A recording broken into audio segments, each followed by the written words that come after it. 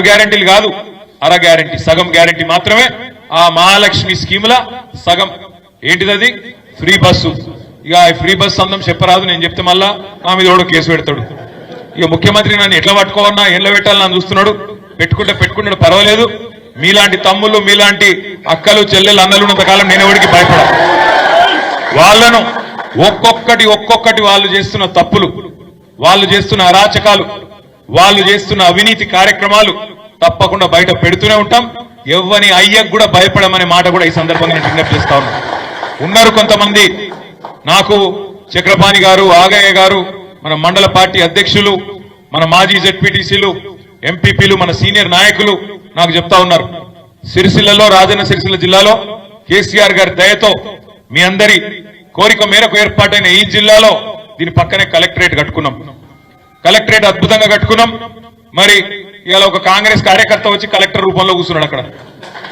ఇక ఆయన మన నాయకులను సీదా మాట్లాడుతున్నాడు కలెక్టర్. ఏమని? మీరు పార్టీ మారండి అని కలెక్టర్ చెప్తున్నాడు. ఒక అంత గొప్పడున్నాడు ఇక్కడ కలెక్టర్. ఒక ఇటువంటి సన్నాసులను ఇవాళ తీసుకొచ్చి కక్షపూరితంగా రాజకీయం చేసే ప్రయత్నం చేస్తా ఉన్నారు. ఏం పర్వాలేదు, ఏం ఫరకూడదు. టీఆర్ఎస్ ఎంట్రుక కూడా ఎవడు పీకలేడు అనే మాట కూడా రేవంత్ రెడ్డి కాదు, వాని తాత, వాని జేజమ్మ దిగొచ్చినా కూడా రాజన్న సిరిసిల్ల జిల్లాలో మీ ఎంట్రుక కూడా ఎవడు పీకలేడు. దానికి బాధ్యత నాది. ఏం కాదు, జీవితం అనగా ఆడాడ తలుగుతాయి దెబ్బలు. మనం కూడా చూద్దాం ఎన్ని రోజులు చేస్తారు ఈ డ్రామా, ఎన్ని రోజులు కలెక్టర్లు, ఎన్ని రోజులు అధికారులు, ఎన్ని రోజులు పోలీసు వాళ్ళు, వీళ్ళ నాటకాలు మనం కూడా చూద్దాం. మంచిగా రాసి పెట్టుకోండి. నేను చెప్తున్నా, నేను అంత మంచోని నేను కాదు. నేను పక్కా చెప్తున్నా, ఇవాళ ఎవరెవరైతే బాగా అతి చేస్తుండ్రో, ఎవరెవరైతే కాంగ్రెస్ కార్యకర్తల్లాగా ఓవర్ యాక్షన్ చేస్తుండ్రో వాళ్ళకి నేను చెప్తున్నా, దీనికి వడ్డీతో సహా ఇచ్చే బాధ్యత నాది. నేనే తీసుకుంటా. నేనేదో ఉత్తగా చెప్తాను. మీకు తెలుసు, నాకు తెలుసు, కాంగ్రెస్ వాళ్ళకు కూడా తెలుసు. తొందరలో ఎలక్షన్లు ఎప్పుడు జరిగినా, 3 ఏళ్లకు జరిగినా, 4 ఏళ్లకు జరిగినా, ఎప్పుడు జరిగినా, నేను 3 ఏళ్ళు 4 ఏళ్ళు అంటున్నా అంటే మళ్ళా వీళ్ళేదో ప్రభుత్వాన్ని కూలగొడుతున్నారని ఎవడో అవలోగాడు అంటాడు. అందుకే అది కాదు. నేను చెప్పేది ఏంటంటే, రేవంత్ రెడ్డి పదవే తుమ్మితో ఉసిపోయే ముక్కు లాంటిది. ఢిల్లీలోనికి ఎప్పుడు కోపం వచ్చి అక్కడ సర్ది అయిందనుకో, ఇక్కడ తుమ్మిండి అనుకో, ఆయన దూసిపోతుంది. అందుకే అంటున్నా, ఏమన్నా జరగచ్చు. చిట్టినాయుడు గారి పదవి ఎప్పుడు పోతుందో ఎవరికి ఎరకలేదు. ఇవాళ ఎవరెవరైతే ఆ చిట్టినాయుడిని తీసుకొని ఎగిరిపడుతున్నా మన జిల్లాలో ఉండే కొంతమంది కాంగ్రెస్ సన్నాసులు ఉన్నారో వాళ్ళకి చెప్తున్నా, మీరు ఎన్నికల్లో మా మీద గెలవలేరు. ఇప్పుడు వరుసగా 5వ సారి నేను ఇక్కడ ఎమ్మెల్యేను, 5 ఎన్నికల్లో గెలిచిన. ఇక్కడ కాదు, మీతో ఎలక్షన్లో గెలిచే దమ్ము లేదు. ఏం చేయాలి మరి? ఇలా గెలిచినాం కదా, ప్రభుత్వం వచ్చింది కదా అని అడ్డం పెట్టుకొని, పదవి ఉన్నా లేకపోయినా ప్రజలు చీత్కరిస్తున్నా, ప్రజలు పక్కకొద్దు మీరు చీకొడుతున్నా, ఇవాళ అధికారులను అడ్డం పెట్టుకుని ఊరేగుతున్న సన్నాసులు ఎవరైతున్నారో వాళ్ళకి చెప్తున్నా నేను. కనీసం వీళ్ళకి ఎంత తెలివి తక్కువలంటే, నేను మొన్న చూసి నవ్వుకున్నా. ముఖ్యమంత్రి వచ్చిండు జిల్లాకు, ఏదో 4 మంచి మాటలు చెప్పిపోతారేమో అనుకున్నా. ఈ ముఖ్యమంత్రితో బాధ ఏంటంటే, ఆయన బాలల దినోత్సవం కోతే కేసీఆర్ని తిట్టుడు, బాలల దినోత్సవం కోతే చార్మినార్ కాడ రాజీవ్ గాంధీ సద్భావన యాత్ర కోతే అక్కడ కేసీఆర్ అని తిడతాడు. ఆఖరికి ఆయన బర్త్డే చేసుకుని యాదగిరి గుట్టకు పోయిన ఆ రోజు కూడా కేసీఆర్ అని తిడుతుంది. ఇక సిరిసిల్లకు వచ్చినాక ఎట్లా తిడతాడు, నీకు తెలుసు, నాకు తెలుసు. ఇక ఒకటే తిట్లు. ఏమున్నది పరిపాలన? సంవత్సరం చూస్తే ఏం జరుగుతున్నది? కేసీఆర్ దేవుని మీద ఒట్లు, కేసీఆర్ ను తిట్లు, హామీలకు మాత్రం తూట్లు. ఏమున్నది అంతకంటే పీకింది? మీరు ఆలోచన చేయండి. దేవుళ్ళ మీద ఒట్లు, కేసీఆర్ కు తిట్లు, హామీలకు తూట్లు. 6 గ్యారంటీలు అన్నారు. 6 గ్యారంటీ మాత్రమే అమలైంది. ఇంకొక్కటని అమలైందా? రుణమాఫీ అన్నో అయిందా? కాలేదు. ఊళ్ళల్లో కొద్ది ఇబ్బలు కొట్టట్టున్నారు కాంగ్రెస్ వాళ్ళను. మనం మీరు చూసిండ్రు కొడంగల్లా ఏమైంది? కొడంగల్లా సొంత నియోజకవర్గం ముఖ్యమంత్రి. ఇప్పుడు సొంత నియోజకవర్గంలో లొల్లైంది. మా దగ్గర కూడా అయింది. ఇక్కడ నేరేళ్ళు అయింది. నేను పోలేదు హాస్పిటల్కు. వేములవాడకు పోయినా, వేములవాడ పోయి మొత్తం ఆ నేరేళ్ల బాధితులు అక్కడుంటే కలిసిన, వాళ్ళకి న్యాయం చేస్తాను మాట ఇచ్చినా, ఎంతో కొంత న్యాయం చేసే ప్రయత్నం చేసిన. సరే, మీరు దాన్ని రాజకీయం చేయవేనరు, ఎందెందో చేస్తామనుకున్నారు.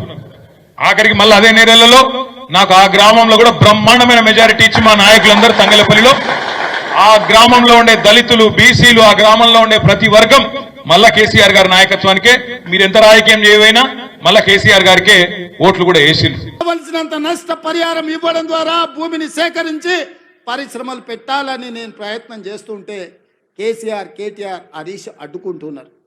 నేను అడుగుతున్నా, మీరు ఆలోచన చెయ్యండి అని. ఇవాళ వాళ్ళు అడ్డుకుంటారు పోతారు. వాళ్ళకి ఫామ్ హౌస్లు ఉన్నాయి, ఒక ఆయనకు జన్వాడలు ఉంది, ఒక ఆయనకు గజ్వేల్ ఉంది. వాళ్ళు సంతోషంగా ఉంటారు. మళ్ళీ ఈ జిల్లాకి ఎప్పుడైనా పరిశ్రమలు వస్తాయా? మన పిల్లలకు ఉద్యోగాలు వస్తాయా? ఇవాళ మీరు అండగా నిలబడితే 10 రూపాయలు ఎక్కువైనా ఇచ్చే శక్తి నా దగ్గర ఉంది. నేను సంతకం పెడితే 10 లక్షలు కాదు, ఎకరాకి 20 లక్షలు ఇచ్చే శక్తి నా దగ్గర ఉంది. తీసుకోండి, 20 లక్షలు తీసుకోండి. మీకు ఇచ్చే బాధ్యత నాది. ఇంటికి పైసలు తెచ్చి ఇచ్చే బాధ్యత మాది. నీ ఇంట్లో ఉన్న చదువుకున్న వాళ్ళకు, చదువు రాని వాళ్ళకు ఉద్యోగాలు ఇచ్చే బాధ్యత నాది. అభివృద్ధిని అడ్డుకోకండి, మా మాటలు వినకండి, వాళ్ళ ఉచ్చులో పడకండి. వాళ్ళ ఉచ్చులో పడితే జైల్లోకి వెళ్తే మన కుటుంబాలు ఆగమవుతాయి. ఇవాళ 10 రూపాయలు ఎక్కువ తీసుకోండి, పక్కకు పోయి భూమి కొనుక్కోండి, పిల్లలకు ఉద్యోగాలు తీసుకోండి, మీ కుటుంబాలు బాగుపడండి. ఇంట్లో ఒక్కరికి ఉద్యోగం వస్తే ఒక తరమే మారుతుంది, ఒక తరం తలరాతనే బాగుపడుతుంది. తలరాతను మార్చే అవకాశాలను వదులుకోకండి. ఇవాళ ఈ జిల్లా మీద పగబట్టి ఈ జిల్లాను అభివృద్ధిని అడ్డుకోవాలని సాగునీటి ప్రాజెక్టుల కాళ్ళ కట్టబెడుతున్నారు. పరిశ్రమలు దేవాలంటే భూసేకరణ జరగకుండా అడ్డుపడుతున్నారు. ఇవన్నీ కూడా ఈ జిల్లా గమనించాల్సిన అవసరం ఉన్నది. అందుకే మిత్రులారా, ఇవాళ రైతులకు బోనస్ ఇచ్చినాం, రైతు రుణమాఫీ చేసినాం, ఇవాళ 50,000 ఉద్యోగాలు ఇచ్చినాం. ఆడబిడ్డలకు 1,15,00,000 మంది ఆడబిడ్డలు ఆర్టీసీ బస్సుల్లో 3,700 కోట్ల రూపాయలు ఉచితంగా ప్రయాణాలు ఇచ్చినాం. 200 యూనిట్లు ఉచితంగా ఈరోజు పేదలకు విద్యుత్ ఇస్తున్నాం. 50 లక్షల కుటుంబాలకు 500 రూపాయలకే సిలిండర్ ఇస్తున్నాం. పాఠశాలలలో మెస్సు ఛార్జీలు, కాస్మెటిక్ ఛార్జీలు 40% పెంచినాం. ఇవన్నీ కూడా అప్పు చేయకుండా కోకపేటల భూములు అమ్మకుండా మేం చేసినాం. ఇవే కాదు, సంవత్సరం మొత్తం 72 లక్షల కుటుంబాలకు, రైతు కుటుంబాలకు 54,000 కోట్ల రూపాయలు ఖర్చు పెడితే ఒక్క కల్వకుంట్ల చంద్రశేఖరరావు చేసిన 7 లక్షల కోట్ల రూపాయల అప్పుకు ఇప్పటి వరకు మా బట్టి విక్రమార్క గారు 60,000 కోట్ల రూపాయల మిత్తి కట్టిండు. మిత్రులారా, మన నెత్తి మీద గుదిబండ పెడితే ఆ గుదిబండకు 60,000 కోట్ల రూపాయలు అప్పు కట్టిండు. ఇవాళ 7 లక్షల కోట్ల రూపాయలు చంద్రశేఖరరావు అప్పు చేయకపోతే 60,000 కోట్ల రూపాయలు రైతులకు వంచితే ఇవాళ అన్ని కష్టాలు తీరుతుండే కదా. ఇవాళ ఆయన అప్పుకు 60,000, ఆయన ఒక్క కుటుంబం చేసిన అప్పుకు 60,000 కోట్లు కడితే 70 లక్షల రైతు కుటుంబాలకు 54,000 కోట్లు ఇచ్చినాం. అంటే ఆయన దోపిడీ ఏ లెవెల్లో సాగిందో, ఆ దోపిడీకి ఈరోజు మేము ఎట్లా బలైపోతున్నామో, తెలంగాణ బడ్జెట్ ఎట్లా కేసీఆర్ దోపిడీకి బలైపోయిందో మీరు ఒక్కసారి ఆలోచన చేయండి. ఇవాళ అక్కడ నిరసన తెలిపిన రైతులు లాఠీ చార్జ్ గురించి మాట్లాడుతున్నారు. మల్లన్న సాగర్లో మల్లారెడ్డి అనే ఒక రైతు భూమి పోయిన రోజు కట్టెలు చితి పేర్చుకొని బతుకుండగానే ఆ చితి మీద పండుకొని నిలువున తగలబెట్టుకున్న రైతు మల్లన్న సాగర్లా మల్లారెడ్డి అనే పేరుంది. హరీష్ రావు గారు రా అసెంబ్లీకి. ఆనాడు భూమి కోల్పోయిన మల్లారెడ్డి చితి పేర్చుకొని కాల్చుకున్నప్పుడు నీ కన్నీళ్ళు ఎక్కడికి పోయినాయి?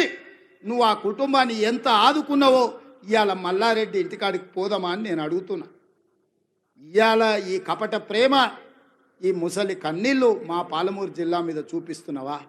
నేను ఇక్కడ పుట్టినోని, రేపు పోతే ఈ మట్టిలో కలిసేటోని. నాకు ఈ దుఃఖం తెలియదా? ఈ బాధ తెలియదా? ఇది అభివృద్ధి చేసే తెలియదా?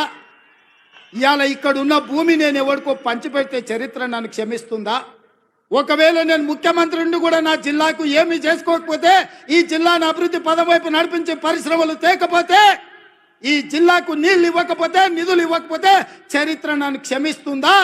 చరిత్రలో క్షమించరాని నేరం నా చేత చేయించాలని వాళ్ళు కుట్రలు చేస్తున్నారు. ఇట్లాంటి కుట్రలు కుతంత్రాలు సాగవు మిత్రులారా. ఎవరు అడ్డం వచ్చినా తొక్కుకుంటా పాలమూరు జిల్లాకు నిధులు తెస్తా, నీళ్లు పారిస్తా. కొడంగల్లో పారిశ్రామిక వాడ ఏర్పాటు చేస్తా, 25,000 మందికి ఉద్యోగాలు ఇప్పిస్తా. అది నా బాధ్యత, నా జిమ్మెదారి అని నేను చెప్పదలుచుకున్నా.